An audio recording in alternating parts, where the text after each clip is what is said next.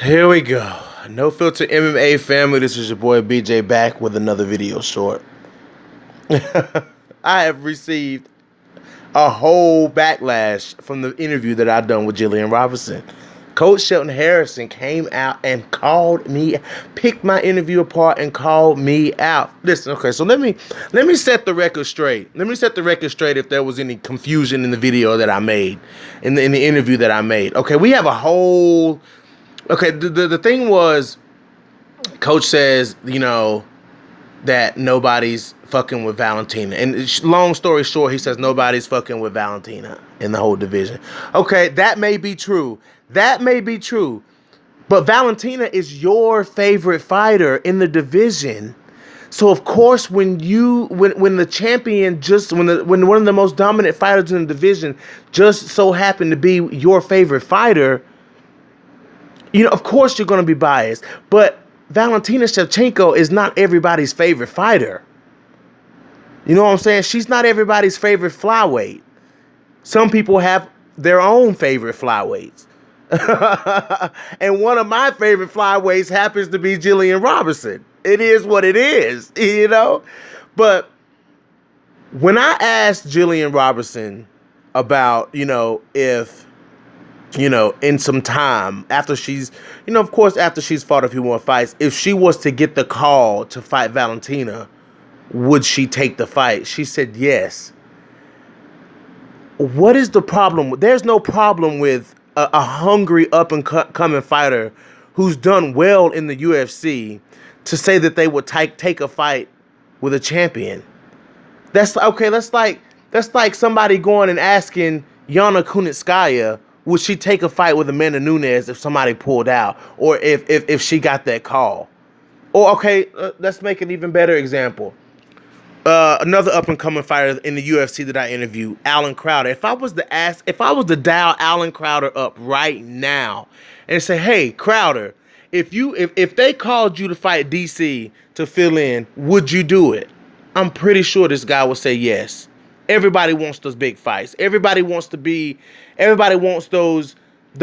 Hail Mary things to happen. You know what I'm saying? That's a great moment to live in. Why not chase that? But let me explain something. Let me explain. If you're gonna quote what I say, make sure you quote the context of what I say. Don't just pull things out and say certain things that I said to try to make it sound like that I said, yo, if Gillian Robertson waltzes into the octagon right now and fights Valentina, she's going to murder Valentina. That is not what I never said that about Montana De La Rosa.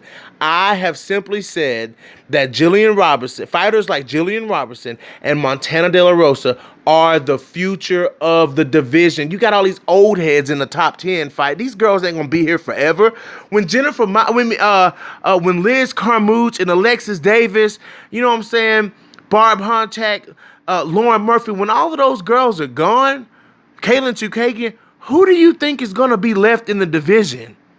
Who do you think is going to be left in the division? You're going to have the Andrea KGB Lees.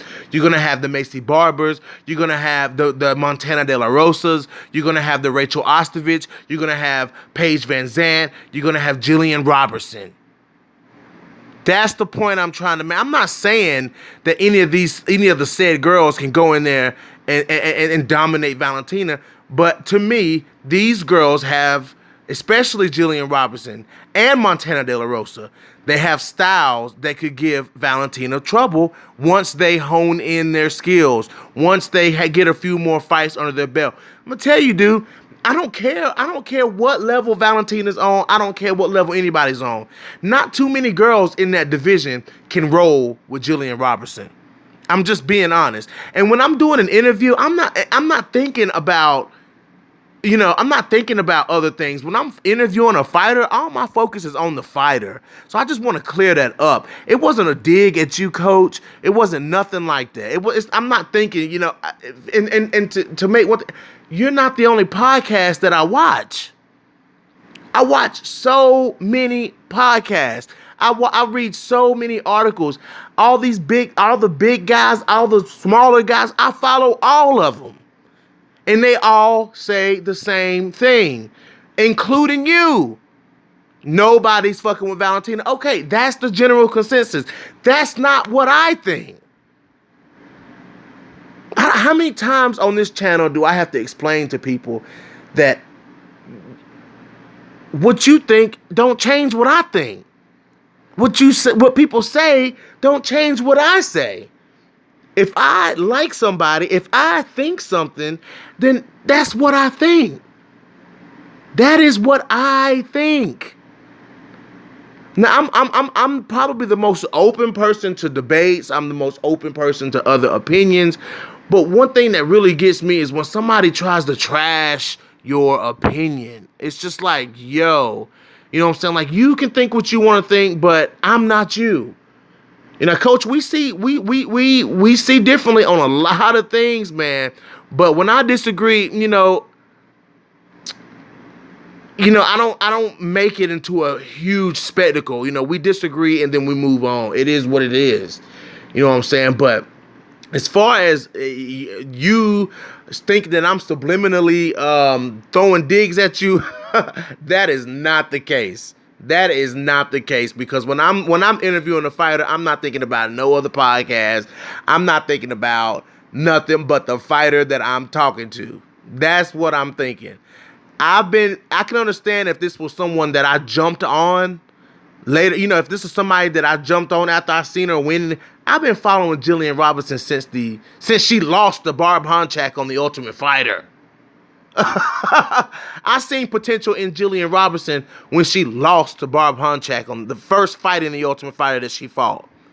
I seen potential in Montana De La Rosa when she lost to Nico Montano on The Ultimate Fighter. I'm like, these girls got beat, but let's see what these girls really are about. Let's see what these girls can do. So after The Ultimate Fighter, of course, I go back and I watch Montana De La Rosa fights with, when she fought Mackenzie Dern.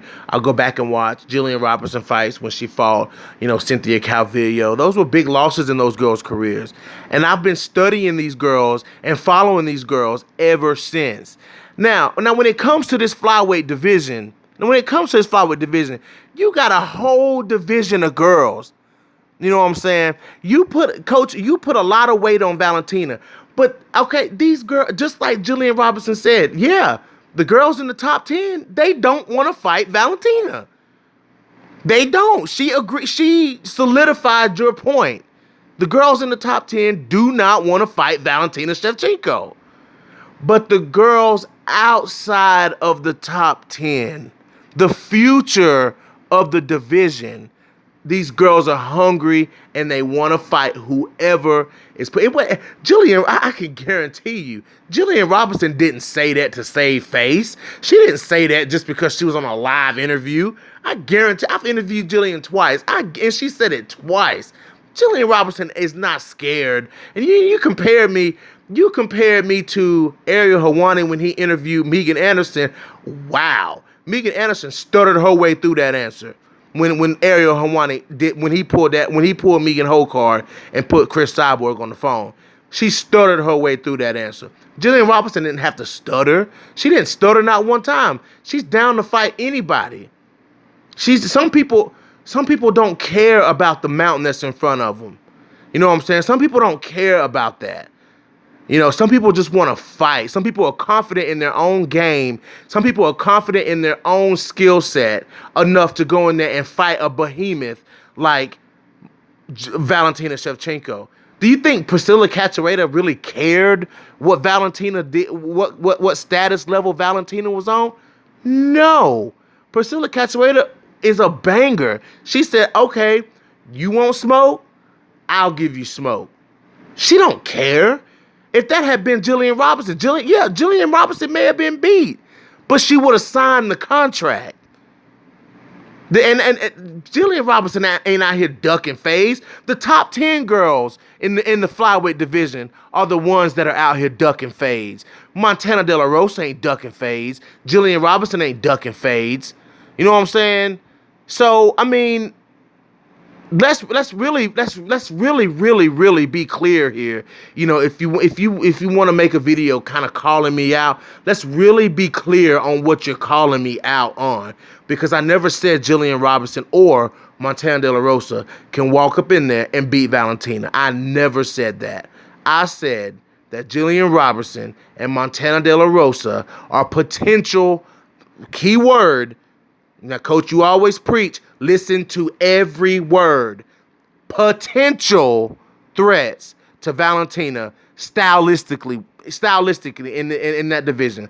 I believe Gillian with the jiu-jitsu, I mean, I've seen a lot of jiu-jitsu practitioners take out well-rounded fighters in the UFC. I've seen it in Bellator. I've seen it in Strikeforce. I've seen it all the years I've been watching MMA. So a dominant grappler taking out a dominant striker / well-rounded fighter is nothing new. That's nothing new. Just because it's Valentina, that doesn't make it any different. That doesn't make it any different just because it's Valentina. Valentina is not the do-all, say-all of the flyweight division. You may think so, but I don't think so. You may think that, but I don't think that. I give Valentina respect and props for the wins that she has in the UFC. She has a win over Joanna. She has a win over Jessica Ai. She has a win over Sarah Kaufman. She has a win over Holly Holm. She has a win, and she has battles with Amanda Nunes. And she has a submission win over Juliana Pena. That's impressive. I give her credit where it's due. But 100% of my focus is not on Valentina. Valentina is the champion. I'm letting Valentina be great. Okay? I'm letting Valentina be great. But you're not letting Gillian Robertson be great. That was her moment to say what she wanted to say. If Gillian didn't want to, Gillian talked about smoking weed on my podcast. Do you think talking about Valentina is going to phase anything that Gillian Robertson has to say? She's going to say what she wants to say. I can't make these fighters answer these questions. I told Gillian before I even interviewed her. I told her what I was going to be asking her. And if she had a problem with anything that was being asked, she would have said something. I'm pretty sure she would have said something.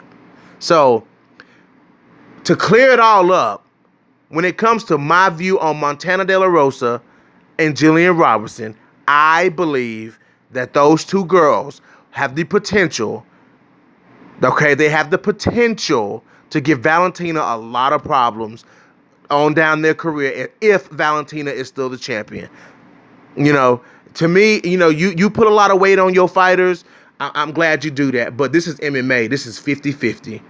I don't care how you twist it. I don't care how you turn it. I don't care how many videos you have on a certain person. This is MMA. And this is not football. And it's a 50-50 chance when these fighters walk into this octagon. And I've watched enough MMA in my life to know that that is exactly how it is. Okay? This is your boy BJ back from No Filter MMA. Drop your comments in the comment section. Hit that like button. Hit that dislike button. And if you haven't already, hit the subscribe button.